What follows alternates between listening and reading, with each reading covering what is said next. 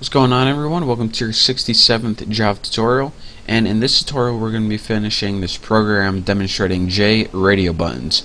So where we left off on the last tutorial, we pretty much made 4 different kinds of fonts, and now what we need to do is pretty much take that text field and we need to set it equal to a font by default.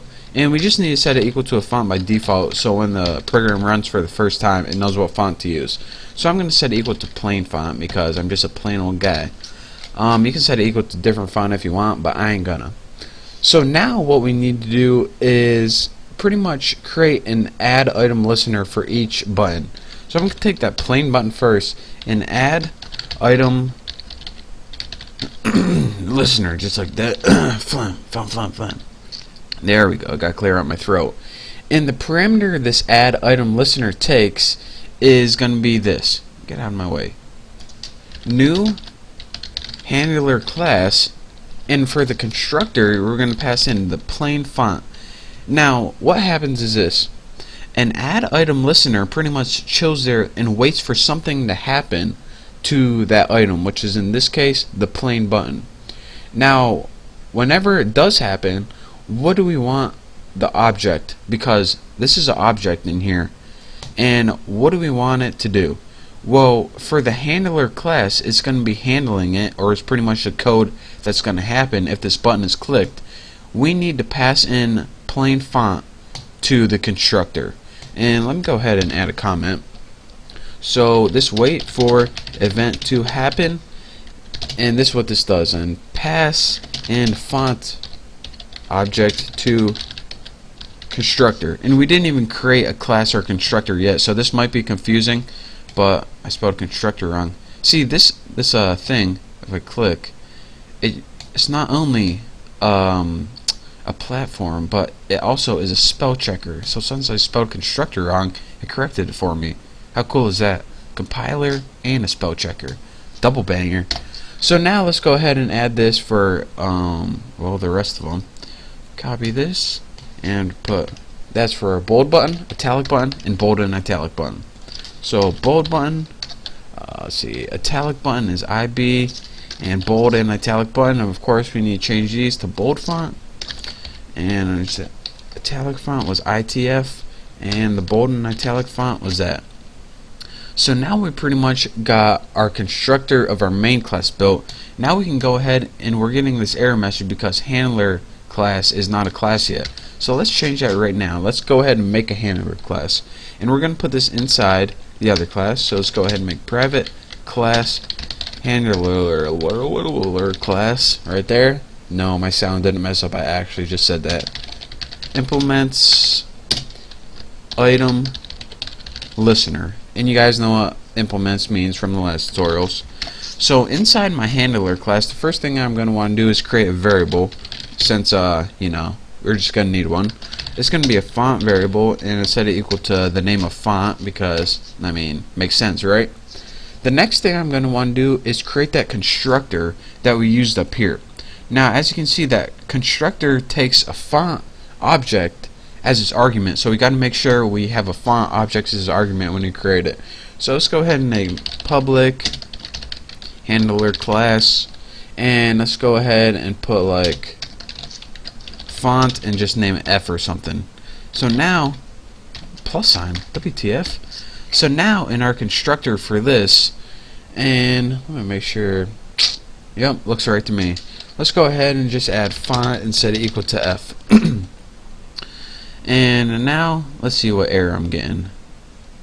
Oh, I must inherit the abstract method item listener item state changed. So since we use item listener, it has a method in it called item state change that we need to use. So let me add a comment to here, and what this does is the font object gets variable font. This is pretty much just changing the object we pass in to the variable font.